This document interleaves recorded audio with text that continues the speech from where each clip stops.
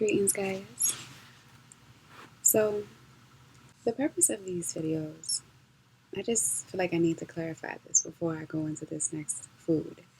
Because the purpose of these videos is to cultivate wellness for all of us, for myself, for other people, for the planet, ultimately.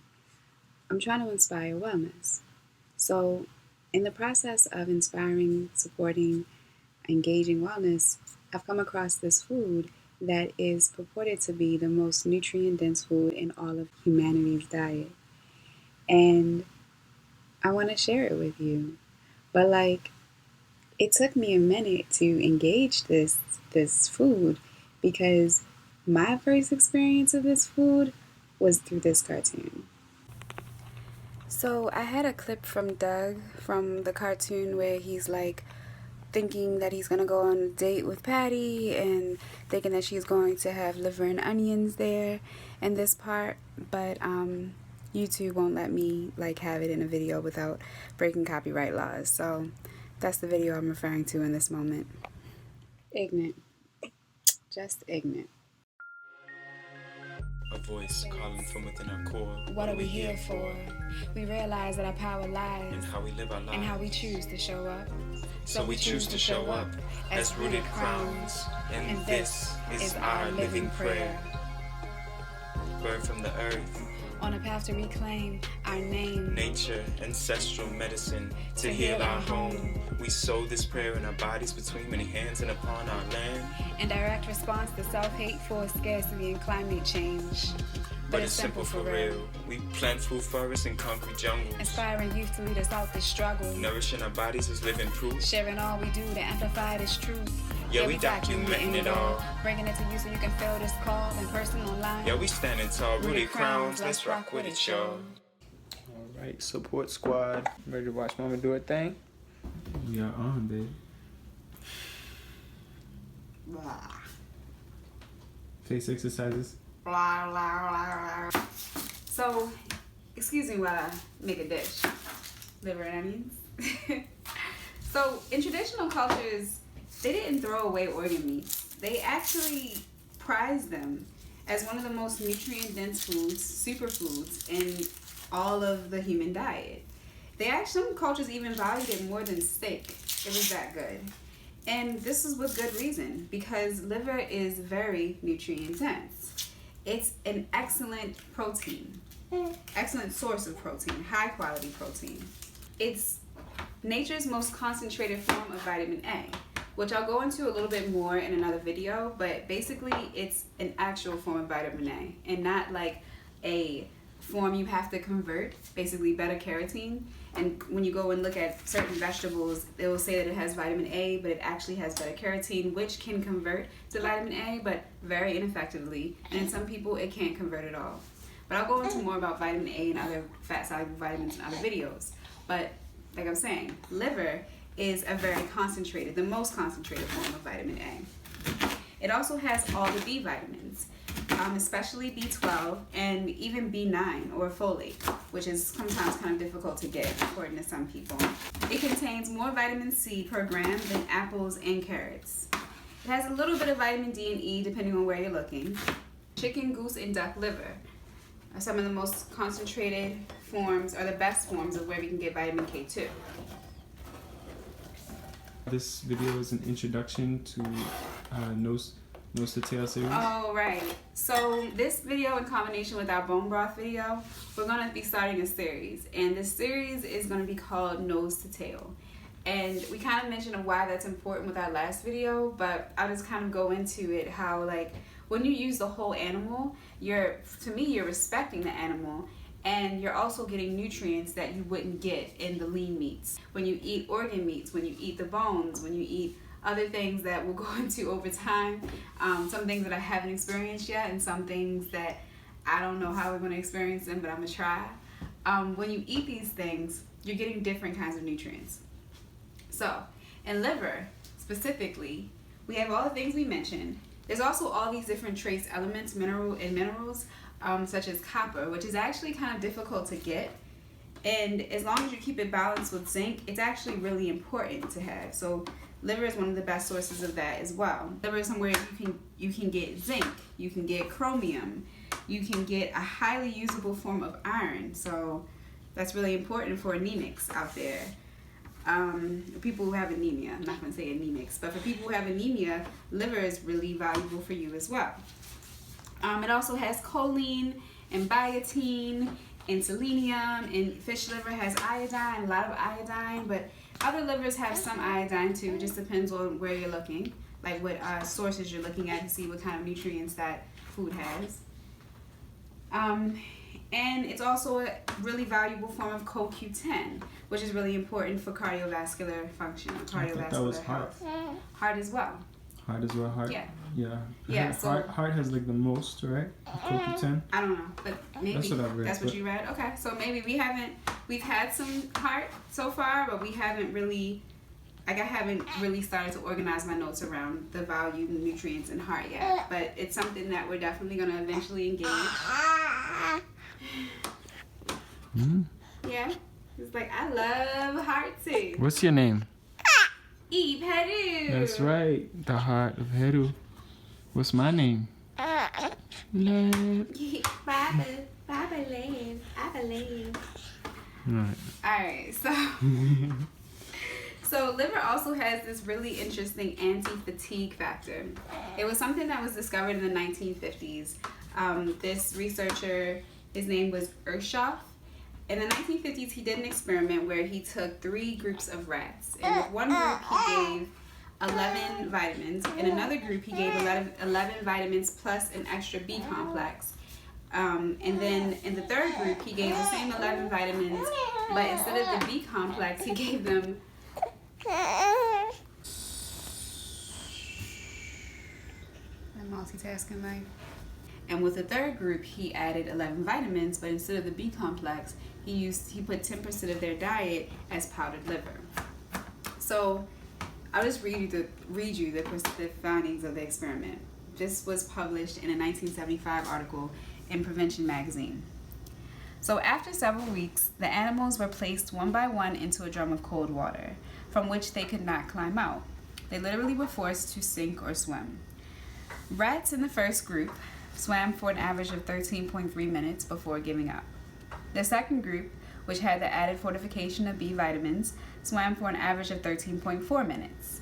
Of the last group of rats, the ones receiving liver, 3 swam for 63 minutes, 83 minutes, and 87 minutes, and the other 9 rats in this group were still swimming vigorously at the end of 2 hours when the test was terminated. Something in the liver had prevented them from becoming exhausted. To this day, which was 1970 something, the scientists have not been able to pin a label on this anti-fatigue factor. Does this happen in humans too? I mean, people speak about how it gives you strength. You know, people conject, like people say, like it gives me strength. It helps me stay healthy. It prevents sickness and things like that. But this is all anecdotal. You know, what it does do is it does have these nutrients. It does support with anemia, and it's probably been proven to support a lot of different diseases too that I just haven't come across. But this is what I found so far in my research so far. So, I'm just going to show you the nutrients in a clip here. And in this, the nutrient differences. So like, as you can see, you know, beef and veal and lamb, these have a lot of vitamin A and a lot of other nutrients. They're a powerhouse of nutrients. And chicken and other poultry has significantly less, but it's more balanced with its other nutrients. So you can eat a lot of chicken, say like every day, and not really have to be worried about getting too much of one thing. But with, say, beef, because it has so much vitamin A, you're really going to want to balance vitamin A with something that has vitamin D, like butter or lard. So yeah, you want to keep your vitamin A, your vitamin D balanced, and that's a whole other thing. I'll go into videos, I'll make videos about fat-soluble vitamins, vitamin A, vitamin D, vitamin K2, like specifically at some point. But for now, just know that this has a good amount of vitamin A and a lot of other nutrients. So then the question is, how much should you take of vitamin A, of liver? How much should you eat of vitamin of liver? And like I said, with chicken, you know, you can eat it all the time because it's really not that much nutrients. But with beef, red meat, liver, you want to eat just like so a good recommendation for liver is getting like 100 grams of beef, lamb, or bison, which can give you about 50,000 IU of vitamin A per serving. So that's what like people recommend. I'll give my sources in the description of this video. So let's talk about ways that you can actually eat liver. With me here, I have chicken liver. It's from a local farm called Ayrshire Farm. We talked about them a little bit when we were making the bone broth. This is the liver from there. So some people, you know, for reasons that I don't know, I haven't heard of them being scientifically validated, some people actually eat the liver raw. So I'm not gonna do that, but you can if you want. If you were gonna do that though, you would probably want, according to the sources that I have, you would want to freeze it for 14 days to make sure you kill all the parasites and pathogens. And then you can do it two ways. You can, once it's frozen, you can just take it and grate it, and then you can sprinkle it in things like drinks or smoothies or cereals or even like egg yolk or mashed vegetables for babies. And then you can also just, when it's frozen, and this was actually frozen, but it wasn't for 14 days. When it's frozen, you can also do it before you freeze it. You can cut it into like little pieces so that it's like a pill, and then you can just pop the pills in your mouth. So yeah, just wash my bloody hands. So that's one way. You can eat it raw. And then the other way, of course, is to make liver and onions like you saw in that clip, that oh so ignorant clip. People really like crushed red chili. I mean, some people really like liver and onions, especially with gravy. I think they're mostly doing beef liver and onions, but I can't be sure. I haven't tried it yet. Actually, I did try it. I only tried it with chicken liver, and it really wasn't my favorite. But after trying beef liver, I realized how much I like the flavor more and how I could see myself just liking it with some gravy and onions. So, what you got in the pot? Well, if you're really interested in knowing our actual recipe of this thing that I haven't told you what it is yet, definitely check out our Patreon. We're sharing recipes, and we're sharing all of these other perks like ways to stay resilient and stickers and creative expressions that we do. So definitely check out our Patreon at patreon.com/rootedcrowns if you want the more details of what we're doing. Otherwise, just, you know, stay curious. So another way that you can eat liver is you can have it fried. I know a restaurant actually in Baltimore that has fried chicken livers, but unfortunately they were one of those restaurants that we talked about in a previous video that fries in vegetable oil. So I'm not going to recommend them in Baltimore, but it is interesting that someone sells them. You can also just stir fry it. Some people stir fry livers with just like some vegetables and like carrots and things like that, and they claim it to be really good.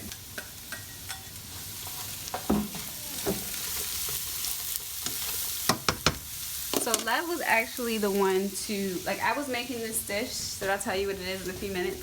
I was making this dish by myself, much more simply, and it was good. A lot of people liked it, but Lev remixed it, and it just made it even better. And so I'm kind of doing his recipe. So yeah, it's really good. You should check out our Patreon. Tell them how good it is. It's so good. It's really good. Delicious. Compare it to something. It tastes like food? I don't know what you mean, compare it to something. Compare it to food? It tastes like really delicious liver something. So, in addition to stir frying it, you can also make a meatloaf out of it. And meatloaf is a really interesting idea because it's really good for when you're making it for children and they don't really like liver. They won't be able to taste it if it's in a meatloaf. Or meatballs, right? Yeah, you can make it into meatballs too. And then you also can, we just came across this recipe recently, you can puree it with breadcrumbs and make it into dumplings. So we're excited to try that. And then finally... Yeah, we're going to save some of those livers for that, for sure. Okay. Because I don't think not all those livers going into the puree tonight. I'm sorry, I'm not supposed to tell them what it is. You didn't say use the right word anyway. And you can also make pate. So that's what we're making right now. We're making some liver pate, but we're not going to go into the nuances like the naming of it. You gotta check out our Patreon to find out. But those are some of the ways you can make liver. And I'm sure there's lots of other ways you can make it as well. Actually, I know for a fact that there's lots of other ways because I found more, but I think that's enough. Okay, so some people are worried about being poisoned by, they're worried about the liver having toxicity. And that's usually for two reasons. That's because of them thinking that the liver stores toxins. And it's also because they think that you shouldn't get too much vitamin A. So the first thing, storing toxins. The liver does neutralize toxins in the body, but it doesn't store them. Actually, if you're really concerned about like parts of the animal storing toxins, you really want to look to the fatty tissues in the nervous system. That's where you probably find the most toxins being stored if it's an animal that's been exposed to a lot of toxins. But the liver, to help the body neutralize the toxins, it actually uses the vitamins that we mentioned that the liver has, vitamin A, vitamin K, and all these other nutrients, like I mentioned. These nutrients provide the body with what it needs, some of the tools it needs to get rid of those toxins. And then as for concerns about vitamin A toxicity, so that's basically from studies where they analyzed vitamin A in its synthetic form. When you take something out of its natural form, you mess up the natural equation. You mess up the wholeness of the food, and usually things come with things to counterbalance it. When you take it out of that form, you don't know what it's going to do. So these studies, these experiments did just that. But when people eat vitamin A in the right amounts, like eating liver in the right amounts, like I mentioned, you don't have to worry about that. It just becomes an issue when you're eating a crazy amount of it. And if you're eating it all the time, all this liver, and you start feeling headaches or tension in your joints and stuff, just cut back on how much you're eating until those symptoms go away. It's really and I say this because there were other experiments where they did find some issues when they were eating a lot of seal liver. But as soon as they stopped eating as much seal liver, the issues went away. So it's not something that you really need to be concerned about as far as the experiments go. So where can you find liver, right? You're excited. You want to eat some liver. The best option, really, I feel like the most sustainable option, resilient option, is really just to grow the animals yourself. Now, I know that's not realistic, even though I've seen people have chickens. We're hoping to have chickens soon, hoping to have a lot of other animals too. But we're working towards having a lot of other animals too. But so it's possible to have animals, and okay, maybe you can't do that. Then I say go to a local farm and get them. Connect with local farmers. It's important for not just liver, but for a lot of other foods and just a lot of other stability in your life in relationship to not being dependent on the current system as much. But say there's no local farms, or you're working on that, but it's taking some time, and you want to get liver like tomorrow, right? Because you're just that inspired by this video. Then go to your local health food store. We have several here in Baltimore. You probably have some where you are. And try to go on the day after they get their shipment from the local farms. So, because there's not that much liver. There's only one liver in an animal. So you're just not going to have that much. So they're usually out a few days, at least with our experience. They're usually out a few days after they get their shipment. But say that's not an option. Say you live somewhere where there are no local there are no local farms that you know of yet. There are no local health food stores. What can you do? Then you can get them online. 3 websites that I know of that I haven't used yet, but that I'm excited to engage with are White Oak Pastures, Nose to Tail, and Frankie's Meats. What I'm excited about with White Oak Pastures is that it's a regenerative farm, and they're actually a hub of the Savory Institute that we've mentioned several times throughout various videos. We're going to be visiting them soon, so stay tuned for that. And you can just go to their website and get it.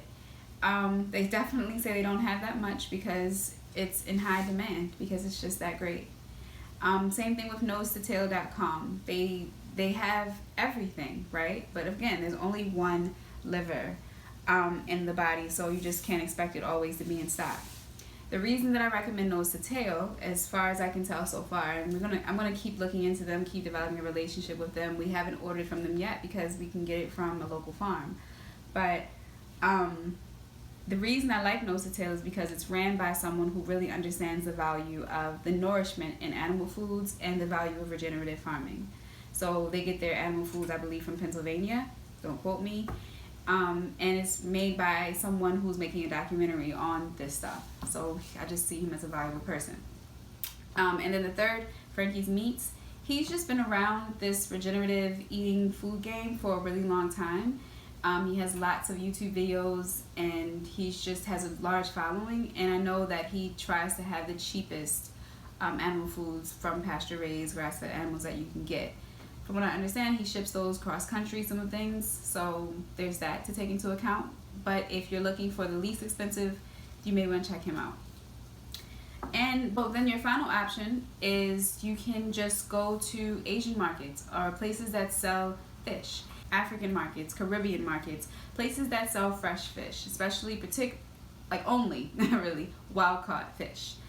They have livers in them. You have to really communicate clearly to say that you want the organ meats, and like you want the whole fish. You can just get the whole fish and not even get it filleted and just cook the whole thing and then eat everything, you know. And that's usually a less expensive option all around for a lot of different meats, animal foods. So that's pretty much it. That's liver for you. This is liver for you. So we're just gonna work on this, finish this up. We'll show you the final product. We'll show you the final products, but we won't tell you what's in it. And you can kind of see some of it, but not all of it. Voila, we are ready to try our liver pate. This is what it looks like. It smells good. Doesn't look pretty, but looks amazing. So I usually just spread it on some bread or mix it in with potatoes or rice. Make dirty rice, really good dirty rice. Let's try it. That's good. how's it compared to ones before? Is it About the same. what I'm saying? It's more rich because of the secret sauce. So yeah, if you're really interested in knowing this recipe, patreon.com/rootedcrown. You can know for as low as $1 a month. So yeah, try some liver. In this society, it's so rare for us to get liver. Usually our fat-soluble vitamins, especially vitamin A, is really low. And copper and all these other things that I said was in liver, usually people don't have those nutrients in their bodies, or they have to struggle to get them through artificial means. So if you hear my mom in the background, it's because she's loving up on our baby. Takes teamwork to make these videos. And then after you consistently get liver in your life for a while, then you probably can scale back on it. It's really a food that was eaten fresh from the animal when it was killed, or saved for the mothers and the children. And then people would eat it often, but not all the time, not every day. You know, because unless you're killing a chicken every single day and you're eating the whole chicken every single day, that's really the only way it would be sustainable for you to eat liver every single day. So I say, like with all this that we have, this is gonna last us a while. We're probably gonna freeze 3/4 of it and eat and defrost it like once a week, once every 2 weeks, and just slather it on our bread, put it in, you know, various foods that we eat, sprinkle it on some vegetables, or Lev just likes to eat it by the spoonful, right? Not really? No. Oh. No, I like to put it on bread. Okay. Or like dip stuff in it. You can dip stuff in it, like chips and stuff like that. This is rye sourdough bread that we get from the local moms. We're gonna be trying to make it soon, and then if depending on how we do with that, we'll share the recipe. For now, this is how we eat it. Alright, so thank you for watching. If you like this video, like it, subscribe, comment. Let us know if you've ever tried to make liver. Let us know if you like liver. Let us know if you hate liver. Let us know if you're going to try to make one of the recipes that we recommended, or the ways of making it that we recommend. And yeah, just as we always say, join the conversation. We're so grateful, by the way. We have officially reached 100 subscribers. I think we're at this point actually at 107. So we have youtube.com/c/rootedcrowns. So it's official. And we're just so grateful. We want to give thanks to all of you who are watching, some of you who are commenting and liking, some of you who are walking up to us in person and saying that you're enjoying our videos. We are so grateful for every expression of appreciation and communication that we get, because we are doing this for y'all, for our earth family, for our blood family and our friends family and our stranger family who become friends when we meet them and we align similar values of nurturing wellness within our whole beings, of supporting resilience in symbiotically abundant ways, of supporting ways of connecting with each other that honors our common roots and the branches, infinite global branches therein. So we're doing this for all of our relations, and we're grateful for you all tuning into that journey. All right. Thanks for watching. Peace. Run it back, Ma. Run it back. It is good. Really good. It's really good. Living pate, what? In traditional cultures, they didn't used to throw away the offal or the organ meats because they aren't offal at all. Okay.